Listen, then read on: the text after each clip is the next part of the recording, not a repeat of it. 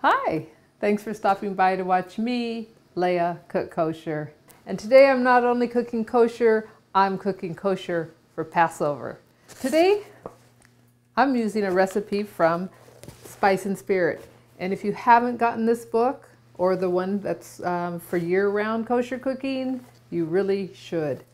Last week I gave a demonstration and one of the people attending said, no, my husband said, don't make anything if it doesn't have a picture.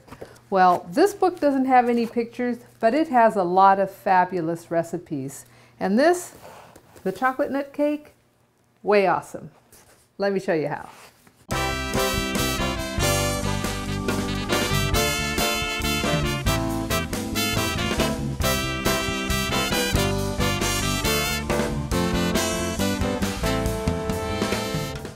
Okay, so the chocolate nut cake is made in a springform pan. This is one of these that comes apart. Do not spray it, just leave it as is, okay? So we'll keep that close by. And like many Passover cakes, lots of egg whites.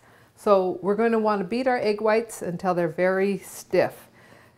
Do that. I'm going to pour them in. They say that if you use egg whites at room temperature, that's better. Frankly, sometimes I'm in a rush and I don't. It seems to work out okay. But anyway, those have sat out for at least an hour. And don't forget, these and other great kosher for Passover recipes are available at leahcookskosher.com. If you have trouble finding them, go to the home page, scroll down the left-hand side under holidays, and you'll find Passover.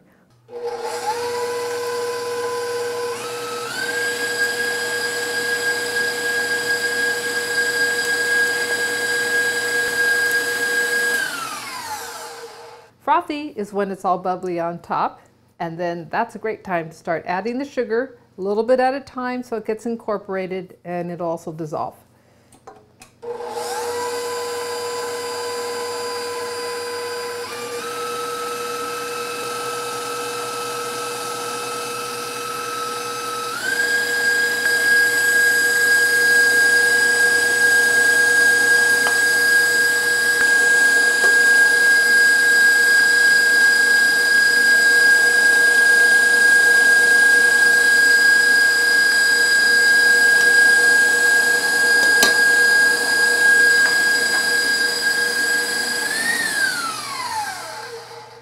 Okay, I'm going to go ahead and scrape the sugar down on the side of the bowl.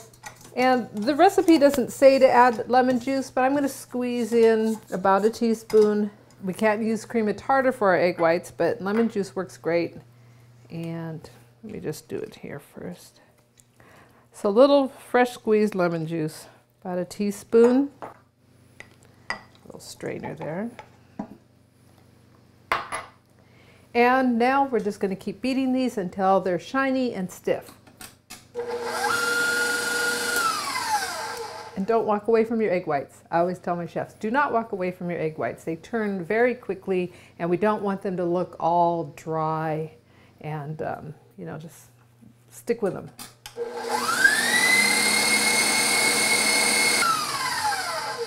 Okay, these aren't quite there yet, but we're going to mix our other ingredients. I'll finish off these and then we'll combine them. All right, so let's get started on the other half.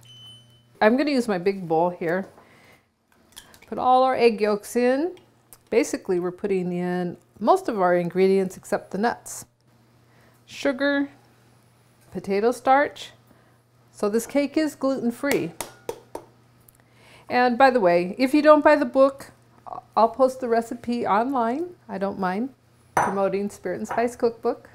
And grated apple. The apple sort of dissolves right into the cake. So nice way to get a little sweetness in there. Probably adds a little texture. Probably helps set that egg white too. And the cocoa. Just stir that until it's well combined.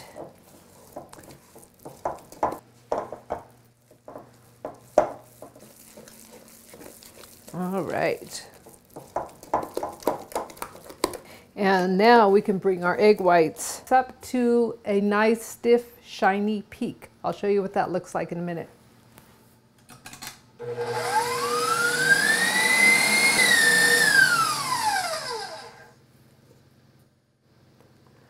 Okay, now you can see that this is still soft peak. When I stick the spatula in, those peaks should stay very stiff and they're falling over.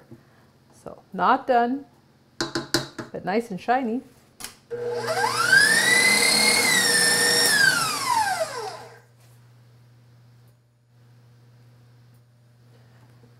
This is just shy, but what I'm going to do is take a little bit out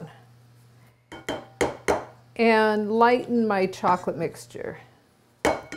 Take, I don't know, not quite a fourth.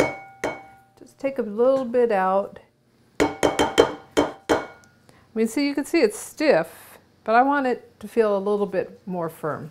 I'm going to scrape the side down, and you really need to work with 2 spatulas because you can't get anything in your egg whites. You know, you don't want to add any chocolate. The oil from the chocolate mixture will just ruin your egg whites. Okay, give that a few more seconds. All right, let's fold these in. Now, folding. It's not stir, it's fold. Rounding up again from the bottom, using one of these more spoon-shaped spatulas. Just bring up and over. So this will lighten this mixture so that when you add the rest, those egg whites won't collapse. I spin my bowl like over and under. Okay. I'm going to go for 30 more seconds. All right, now I'm feeling good about how stiff that is. There's some resistance.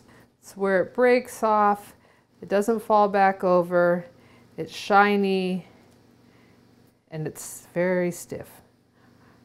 And you can feel the side, what you scrape off the side is softer, but that's all right. We've got the bulk of it. Now, when I'm making more than one thing in a day, so many of these cakes call for egg whites, I just set my whisk and my beater, spatula, and my bowl aside for my next recipe. Now, we're going to incorporate these egg whites again by folding over and under. But this is how you'll get a nice sponge cake, nut cake, anything with egg whites, nice and full. It doesn't collapse. And of course, we're going to go ahead and bake it the full hour that it says. I'm not even going to look at it. I'm just going to set the timer for an hour. So it always looks done sooner, and then it always collapses. So, okay, now because this is almost done, I'm going to go ahead and add my ground almonds. And these are very finely ground. It's sort of almost like a, feels like flour. Shake those inside and go ahead and fold. The original recipe calls for walnuts, but I can't eat walnuts. So, I'm not going to make anything I can't eat. So we're going with the almonds today. Over, under. And yeah, my arm's tired, but you know what? We're just going to keep doing it. We don't want to break those whites. See just those teeny lumps of apple throughout. And that's different from the egg whites. So. Okay, I'm going to leave it at that. And all we have to do now is put it into our cake pan. No greased bottom. Let's see. Pour it in.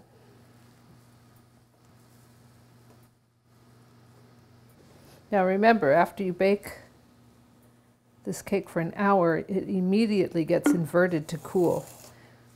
We need to have it cool with the sponge nice and tall so it won't collapse. To do that, it has to be upside down. Go ahead, take all of that out. Take my skinny spatula. This had all the egg whites on it, but I'm going to kind of just go through and make sure I don't have any air bubbles. You can do it with a thin knife. There we go. Into the oven, 1 hour. All right, we'll see you back here. Okay, the cake is looking lovely. I'm going to go ahead, shut my timer off and my upper oven off. And we're going to let that sit for 10 minutes. okay, with the oven off. And then we're going to pull it out and flip it over. Be right back. Okay, our cake is nice and tall. And I am going to flip it. Okay, we're just going to leave this inverted to cool. It takes about an hour. Do not flip it back or the cake will sink. Don't get all curious. Just leave it there. Go make something else. I'm going to get back to the mousse tart. Here is our chocolate nut cake. Pulled it from the oven, inverted. It's been a good hour. So we're going to flip it over and see what we have. All right, look at that. Gorgeous. Smells good. Remember this from the apple crown video? Thin knife, and we're going to run it just along the edge of the pan. It has to scrape the metal, not the cake. Otherwise, you'll have big chunks out of the cake, and we don't want that. All the way around. And if your two pans are old and don't have these little stands, it's worth it to just go out and get a couple of new ones. Okay, look at that. Gorgeous. Gorgeous, gorgeous, and very spongy. Beautiful. So here again, insert the knife underneath and push. See, I'm bending that blade, I'm forcing it along the bottom.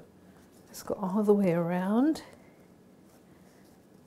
Now, just in case this is a little stuck to the centerpiece, I'm just going to slide that knife down in there.